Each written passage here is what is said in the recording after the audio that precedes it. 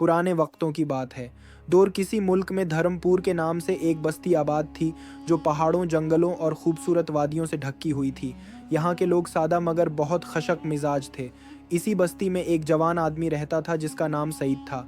सईद पेशे के एतबार से एक तरखान था। धर्मपुर के बाजार में उसकी एक छोटी सी दुकान थी। वो जिस्म से मजबूत, कुंधे चौड़े, हाथों में ऐसी ताकत कि एक ही ज़र्ब से मोटी लकड़ी चीर देता, मगर आंखों में एक ऐसी उदासी थी कि देखने वाला भी बुझल हो जाता। लोग कहते थे इसके दिल में कोई बहुत बड़ा ज़ख्म है जो कभी भरा नहीं, और ना ही उसने कभी किसी से उसका जिक्र किया था। उसका घर कोई बहुत बड़ा घर नहीं था, बल्कि एक मामूली सा मिट्टी और गारे का कुचा मकान था जिसमें वो सादगी से रह रहा था। वो अपने माँ बाप की इकलौती औलाद था और उसके माँ बाप इस दुनिया में नहीं थे। वो काफ़ी सालों से अकेला रहता था। फिर उसकी शादी हो गई। शादी को भी 7-8 साल गुजर गए, लेकिन अल्लाह ने उसे औलाद की नामत से भी नवाजा नहीं था। उसकी बीवी बहुत नेक थी। वो हर तरह के हालात में अपने शौहर का साथ देती आई थी और सब्र व शुक्र से ज़िंदगी बसर कर रही थी। सईद का रोज़ का मामूल था कि वो रोज़ाना सुबह सवेरे उठता, अपने गड्ढे को तैयार करता और एक कल्हाड़ी लेकर जंगल की तरफ चल देता। जंगल पहुंचकर वो लकड़ियां काटता और अपने गड्ढे पर लाद कर बाज़ार में अपनी दुकान पर ले जाता। फिर अपनी दुकान पर लकड़ी की मुख्तलिफ मसनूआत बनाकर फ़रोख्त करता था। वो अपने काम में बहुत माहिर था। वो लकड़ी की इतनी खूबसूरत चीज़ें बनाता था कि उसका काम देखकर लोग दाद दिए बगैर ना रह पाते। मगर सईद किसी से बात नहीं करता था, ना हंसता था और न ही किसी की आंखों में आंखें डालकर देखता था। वो बस सुबह से शाम तक लकड़ी को छीनी से तराशता रहता था, जैसे अपने अंदर के ज़ख्मों को भी तराश रहा हो। उसकी उस सर्द मेहरी के पीछे एक पछतावा था जो कई सालों से उसे खामोश किए हुए था।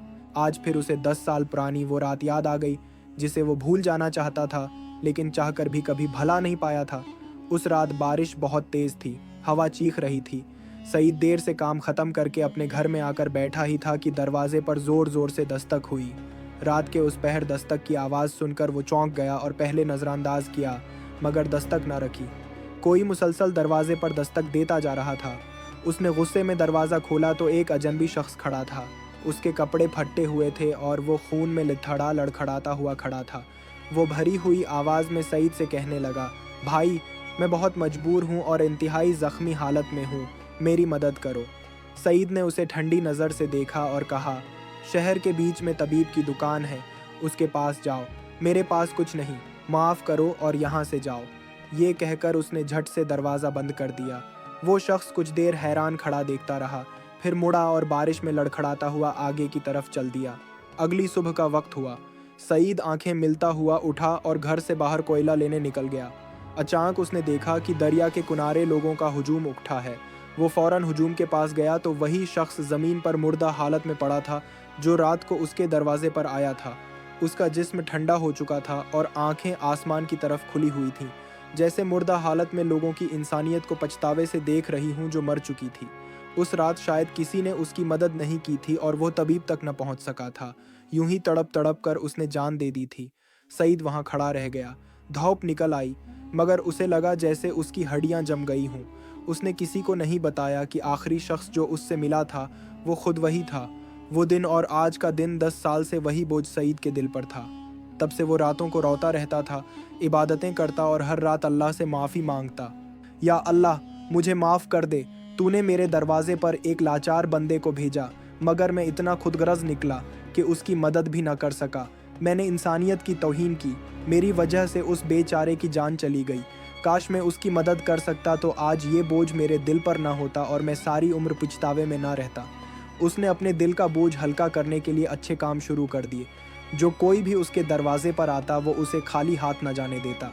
कभी चिड़ियों को दाना डालता, कभी कथों और बल्लियों को दूध पिलाता, सिर्फ इसलिए कि उसके दिल का बोझ हल्का हो सके।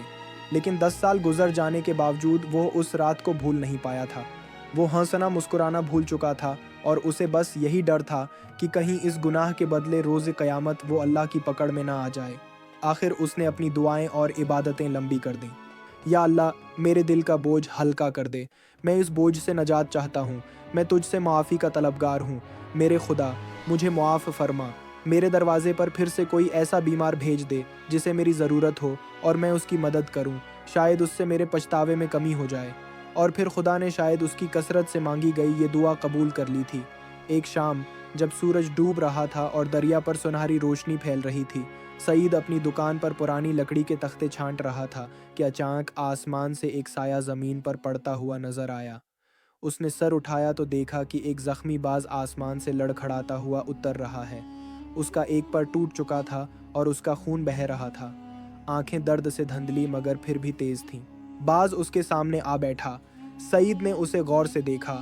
कुछ देर तक दोनों एक दूसरे को तकते रहे। फिर सईद के दिल में कुछ बदल गया। वो फौरन अपनी दुकान के अंदर गया, साफ कपड़ा लाया, पानी से धविया, बाज को आहिस्तगी से उठाया, उसके जख्म को धविया, दवा लगाई और कपड़े से बांध दिया। फिर एक बड़ी सी लकड़ी की टोकरी में सूखी घास बिछाई, बाज को नरमी से उठाकर टोकरी में रख दिया। रोटी का एक बड़ा टुकड़ा तोड़कर उसके सामने रखा और वापस अपने काम में मशगूल हो गया। काम करते हुए वो खुदा का शुक्र अदा करने लगा कि अल्लाह ने उसकी दुआ सुन ली और उसे किसी ज़ख्म की खिदमत करने का मौका दिया, चाहे वो इंसान नहीं बल्कि एक परिंदा ही क्यों ना हो। शाम को जब सईद लकड़ी के काम से फारिग हुआ तो उसे बाज का ख्याल आया। वो टोकरी के पास आया। बाज वहीं बैठा था मगर रोटी को हाथ तक न लगाया था। ये देखकर सईद हैरान हुआ। सोचा शायद रोटी पसंद न आई हो। उसने बाज को उठाया, अपने कुंधे पर रखा और घर की तरफ चल दिया। रास्ते में एक कसाई की दुकान से ताज़ा गोश्त का एक टुकड़ा खरीदा। कुछ देर बाद वो घर पहुंचा। घर में दाखिल हुआ तो बाज को देखकर उसकी बीवी थोड़ी हैरान हुई और अपने शौहर से पूछने लगी, ये बाज आपको कहाँ से मिला और उसका एक पर ज़ख्मी क्यों है?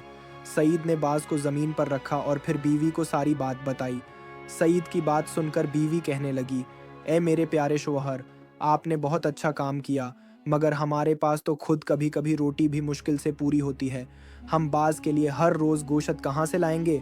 सईद ने आहिस्तगी से कहा, बेगम, सबका रिज्क अल्लाह के हाथ में है, हमारा भी और उस बेज़बान का भी।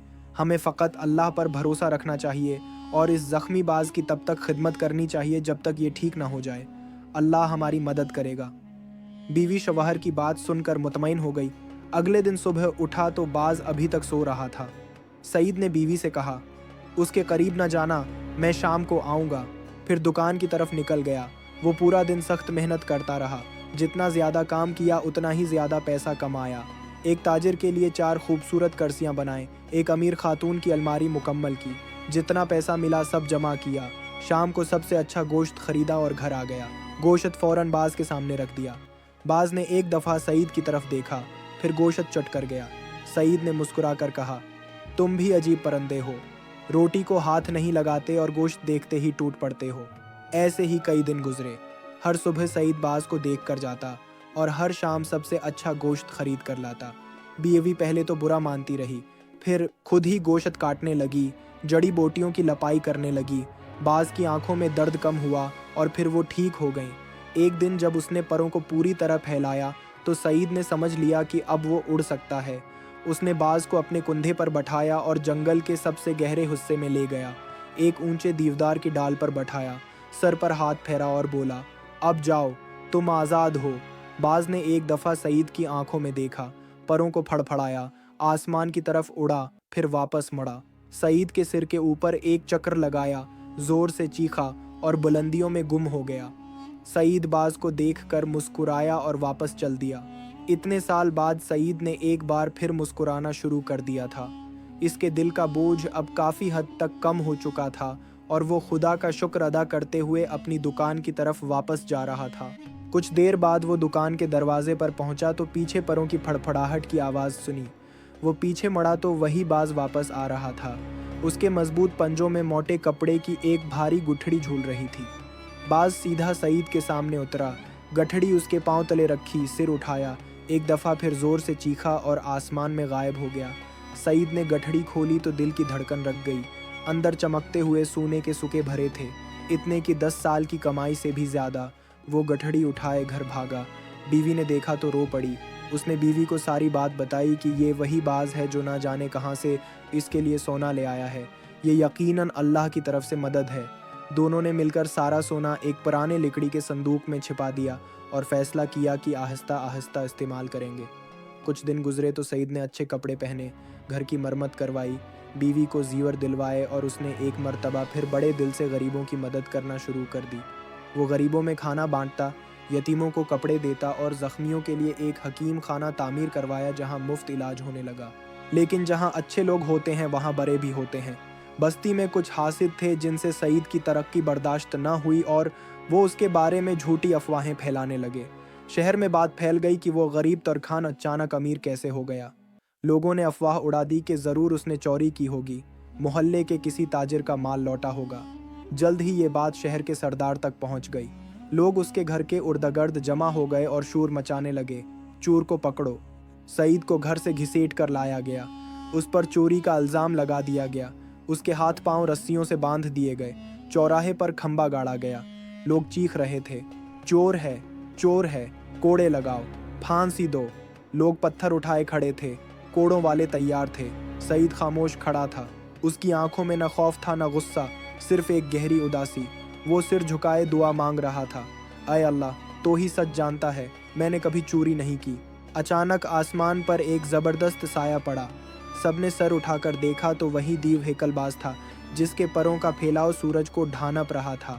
وہ آسمان سے تیزی سے نیچے اتر رہا تھا، اس کے پنجوں میں سونے سے لدی بہت ہی بڑی تھیلی جھول رہی تھی، اتنی بھاری کہ باز اس تھیلی کو اٹھائے بمشکل اڑ پا رہا تھا، مگر وہ اڑتا چلا آ رہا تھا۔ باز چوراہے کے عین بیچ میں اترا، تھیلی اس زور سے زمین پر گری کہ زمین ہل گئی۔